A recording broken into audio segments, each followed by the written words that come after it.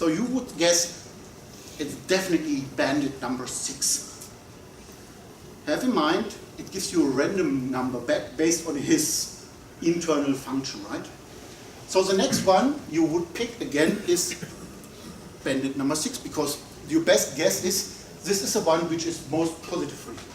So you pull the arm again, and it gives you now something bad back, right? Like a -2 or whatever. It's a number. So apparently this is lower than all the others. So there's actually one mistake in this slide, right? So you have to build the average of it, like following this reward function, which is all the rewards you collect for one arm divided by the numbers of pulls you have. So it's not the -2, 1.6 or something different, but it's definitely something negative. So it looks like this is not the correct bandit. So what you would do now, you would go and pick one of the other 9. My guess is number 2. Now you pull the lever of number 2, and you get something negative back. Apparently this is also not the best version, so try someone from the other 8. And this is how we would continue. So you basically build up here, this would be your state, right? Your last state, your last observed of the collection or of history accumulated into one state. And at the end, it would converge towards the optimal version, which is in my case with some random numbers. It's basically 1.1 or whatever, 1.18 basically is maximum, right?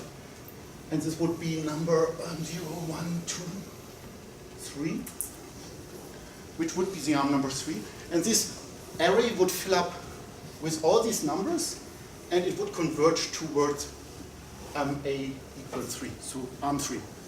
So this is basically the n-arm problem, bandit problem, and how you would basically solve it. I would like to show it quickly in a OneNote. Can you? In a Python notebook. Sorry, just open. So what we have here, it's still running, it's strange. So it runs on Azure actually. So this is actually the bandit. And the bandit class has an initialization, so I can tell the system, start with 10 arms, 5 arms, whatever. I do it, and then it has an action, so I pull arm number blah blah blah, and it gives me some random result back based on its initialized value.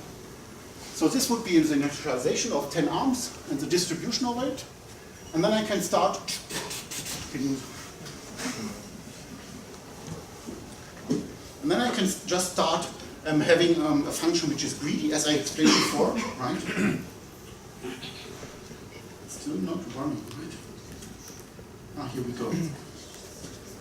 So what I can do now is, I have here 5 steps. 6 steps basically.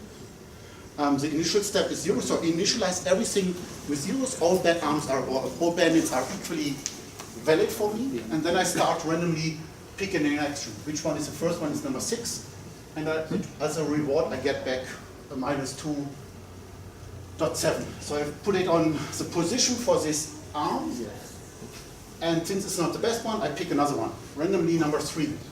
And then, it's also not a good one, I pick another one, randomly number 1, which is this, since it started with 0, right? It gives me a .2 value back, so this one looks good, promising, and I continue using this one. And if we continue doing it, it will basically converge towards the right value. So if you can do it with some steps, so you see it converges quite early towards the right number and towards the right step. So after whatever, 20 probably steps, you are close to the real value here. So what can happen? What is the risk? I could run it, actually it's one really the best one, so we can see it already, the risk is clear. So I think it's the number 1, right, which is this one. And it's not the best one. It looks for me like the best one. And the reason is I'm kind of on a local maximum here. Yeah, what happens is I come from both sides and I figure out, oh, look here, it looks like the maximum, but it's not.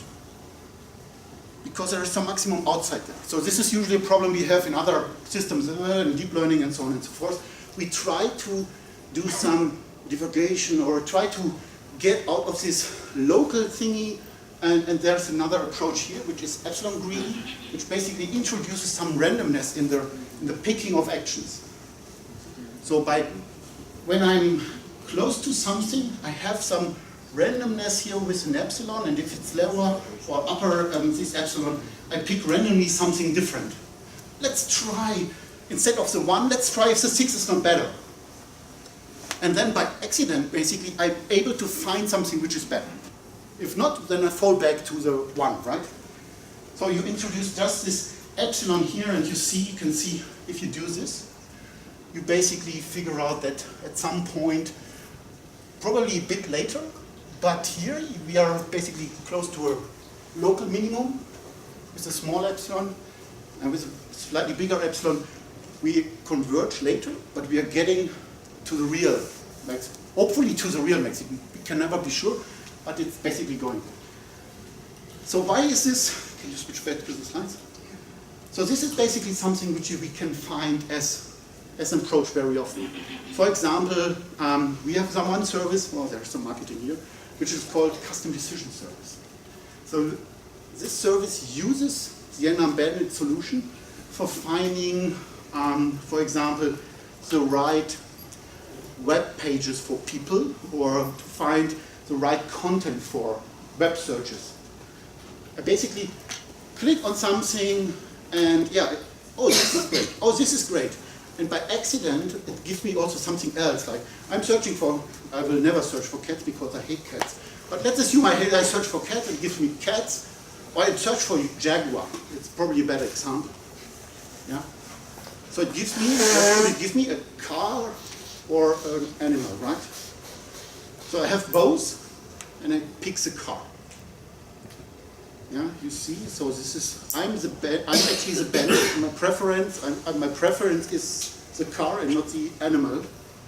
So the next time I search for jaguar, it will give me the car again, right? Because it was the first time I picked it, and so on and so forth.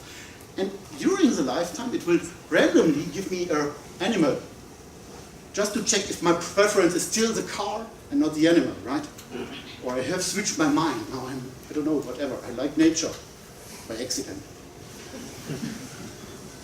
So, still not the jaguar animal fan, not the neighbor fan. Okay, next time I will again give him the car, and so on and so forth.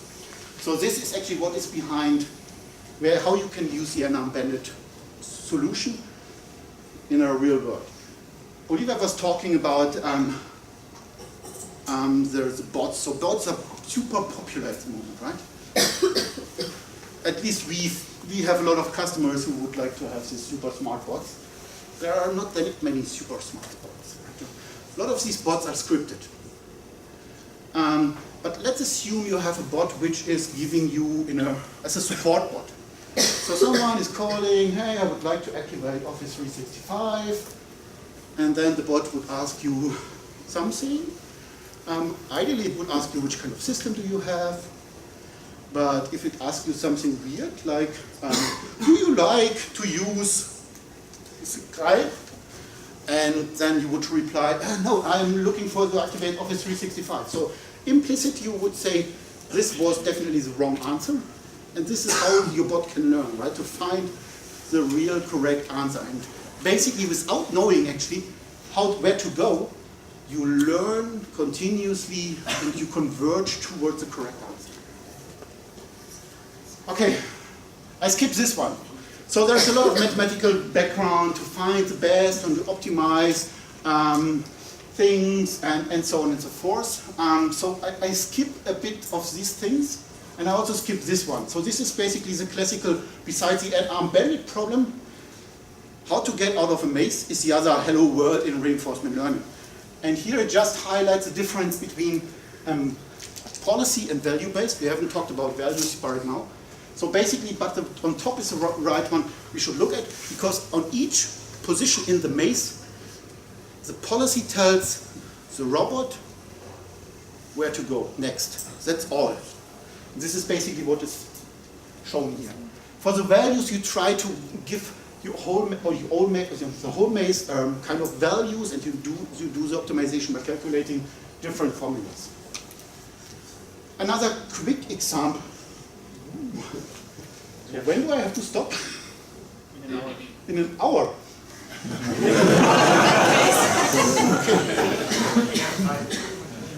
Okay, another example. Let me make it more real. Well, it's not super real. It's still an artificial model. So let's assume we would like to have a process control thing. So we would like to control the air condition in this room. It's pretty warm here, right? I'm getting. There is no air condition. Maybe our agent has switched off. Agent switched off the technique in the other room. So the action this robot can take is basically switch on, switch off the cooler. That's all. Then there is this thingy here which you can observe. Maybe this is the room, the thermostat here, and we can observe the cooler, we can observe the room, we can observe the wall. We know how many people are in there, outside, blah, blah, blah. Doesn't matter. At the end, we observe the temperature in the room, blah, blah, blah. This goes in there, and there's a reward which is good or bad. Apparently, currently it's bad, right? So this is what we have, sensor action, we have the world, and again, this can take a longer time. So time is here not an immediate thing. So you do something and you see the result. So you probably have to wait until the temperature is on a certain rate. So what you could do, and this is a very, very, very pragmatic approach to do it. You could start from scratch, actually. Okay, so what could happen? So apparently these are not Celsius degrees. These here, I don't know why I came up with 90 actually. So what we would do is we start from these 90, and you can imagine there's lower temperature and more temperature here going up and down. We just focus on these 90 degrees. And the action you could either do is you can turn it on or you can turn it off. And there are different temperatures after turning it on or after turning it off, which is 80 blah blah blah, you can read it. And now you build, or now you let the system run and learn things. So what you do is, first step is there's 90 degree and the robot control decides to turn the air condition on. What you would do now is you put all the opportunities, so with all the opportunities by turning the system on, you have all these different degrees. Let's assume, but there's some knowledge in here because you assume that the temperature goes down by turning the cooler on, right? Otherwise it's getting really complex. So you fill in all the ones for the opportunity by turning the system on. And the observation after 10 minutes is basically you end up by 82 degrees. So this is, you had the opportunity 1, and the observation is in this row. This is how you fill it on, up here. And basically probability is opportunities divided by observations. The next time the robot decides probably to turn it off, like we did with the n-arm, right? By randomly pick some action. And we observe there was 90 degrees and we turn it off, it ends up with 92. You do the same for all off actions. So you had the opportunity to reach one of these temperatures for 90 degrees, so like 90, 92, and so on and so forth. Well, even lower one. Cool. And you basically reach this 92. So you do it several times. After 400 whatever tries, you basically have a distribution of observations over these different temperatures. Might be this. I came just up with it. It's not a real system, as you can imagine. So now the question is, if the temperature is the next time 90 degrees, and actually what should the robot do? So now you have the train system. Now the question is, if you have 90 degrees, what should the robot decide on? Basically to do, and the reward is a good reward when it achieves 88. So basically you just have to go in here and find the 88 degrees and decide for turning it on. So this is how you would train it and how you would basically control at the end your system. You can find more. This is a very super simple example. So there are much more complex things what you can do, but it requires a lot of data preparation beforehand. So it's not just you start. So this was something which was just dealing with numbers. We have examples which are more complex, right? Olivia? Yeah. So wrapping up the session now with a couple of further examples. So one, I guess most of you know about as well. That DeepMind has done, so applying reinforcement learning on Atari Games. The environment here in this case is actually pretty much a picture with binary bits, so like, is this a 1 or 0? And the actions is like, okay, do I want to move the joystick to the front or to the back and left or right? Then the observation, here the reward would be just like the score, okay, how far has or how many points has the agent actually scored so far? The interesting thing about here actually is that within the observation there's also a CNN involved for the agent to realize or to understand the image, where the ball is and where those like where this one stick actually is to move up or down. Oh yeah, so there's no like left and right.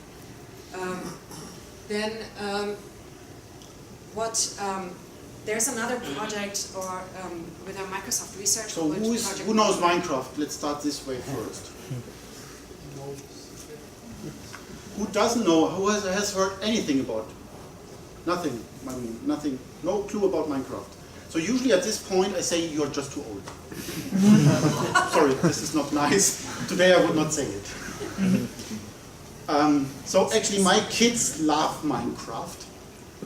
It's just for the one who have never heard about it. It's a game, but it's not a super duper graphical game, so it's very simplistic in its graphics. So it's basically a graphic like this, but it gives kids or players a lot of flexibility in doing things, because you can construct things there up to really have logical circuits and so on. And you can build basically games in Minecraft so people can play it. So it gives a lot of creativity to the players to come up with their own ideas on a very, very simplistic environment. Yeah, and what Microsoft Research has done is actually they've built a plugin where you can actually use Minecraft as your simulation environment pretty much. So going back to one of the first examples that I've mentioned with the helicopter fly stunts, this is something that you don't want to like try out every single time with your little helicopter, because it actually might end up being very expensive because you keep on crashing it as well. So this is like one perfect application to use Project Malmö. Okay, maybe not necessarily for the helicopters, but this is a way of like simulating the real world. And one prime example here is usually there's this humanoid, which in this case could be the agent, and there the goal is that it's supposed to find like a redstone in a volcanic area, for instance. And therefore, you can try out your reinforcement learning model by seeing like, oh, okay, can this human in the Minecraft world navigate itself properly in a way that it wouldn't actually get burned by all the lava in a volcanic area. So, right, so technically you can write, well, basically what it does is you have a small plugin in Minecraft, so this is another nice thing you can bring in. Since it's a Java-based system, you can easily bring new plugin as a jar and you just plug it in, and what we have here as an agent, well, it's a proxy for an agent in Minecraft which you can call and interact with. You write your agent logic for the reinforcement learning either in Python, C#, C++, Java, or Lua, so different versions are supported. You can describe basically your world, and you can also describe the rewards, like find a redstone, find a diamond block, and so on and so forth. This gives you 1,000, and hitting into lava gives you -1,000, something like this. So this is, you can describe, and then you have a little bit of GUI code to write in Python, basically execute it, and to interact with the plugin in Minecraft. And then it basically controls your character there, your small little person, your computer people, and then it basically starts moving through this field, and whenever it crashes into Java, well, it has certain actions it can do, right? It can move forward, it can move left, it can move right, it can move back, whatever. And when it chooses left and there is another field that it died, and dying is probably gives you not a good reward. So you basically see, or this small little character learns how to find at the end the redstone, which is somewhere in the world. It looks, there's a video, so you can find several videos of this. It looks a little bit stupid because, well, you have just a small fields which are good, then a lot of lava, and it just goes died. So it looks really, really stupid. So this is why we have decided to show another video, which is much cooler. Actually, let me explain what it does. Or you will see it and then we can discuss it. Actually, what they try to do, and which I am not able to handle as a human, is actually to turn a pancake in a pan. Who's able to do it? Just using the pan. Yeah, by just throwing it up and catching it. Okay, so here what these guys did is they used reinforcement learning to teach the robot which movement it should do to turn the pancake in the pan. Sorry. So and you will see. So first what he's doing, he's not starting from scratch. So it just gives a little bit of guidance. Yeah? So it's inversely reinforcement learning. Sorry? So it's basically inverse reinforcement learning, so expert driven in the beginning. It was just to give to start from a certain level, right? You could also do it with every reinforcement learning. You don't have to start from zero. You could start already with something stable. Right. And you see, it looks really stupid what he tries, but imagine. So first of all, there were not, I would not say it was probably 20% in the audience who's able to do it, or capable to do it. Maybe more, I don't know. I'm not, and the movement is quite complex. But probably not for us, but at least for a robot. And who in the room is programming these kind of robots? Nobody. So I can imagine, I never did it, I can imagine it's probably not as easy to have as complex movement programmed here. So what you will see is at some point after, now you see it got it, and it will never ever forget it. And after 50 trials only, well, starting from a certain level already, but after 50 trials only, there